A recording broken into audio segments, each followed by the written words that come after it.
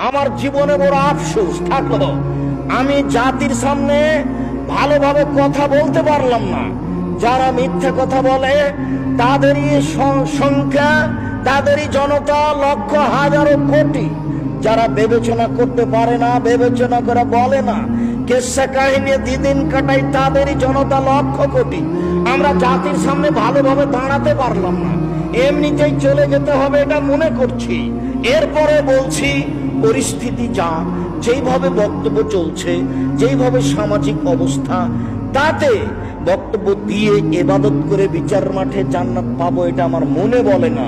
তবে যখন আমি রাস্তাঘাটে চলি, বিমানবন্দরে যাই, কোনো দেশে যাই, বিদেশে গিয়ে কোনো হোটেলে ঢুকি, তখন আমাকে বলে, আব্দুর রাজ্জাক সাহেব, আপনার কথাতে দাড়ি ছেড়ে দিয়েছি, এভাবে পোশাক পরেছি, প্যান্টটা কেটে দিয়েছি, 75 সালাত আদায় করি, তখন মনে একটু আশ্বাস তো হয় যে এই লোকটা যে আমল করছে এখান থেকে আমিও কিছু পাবো।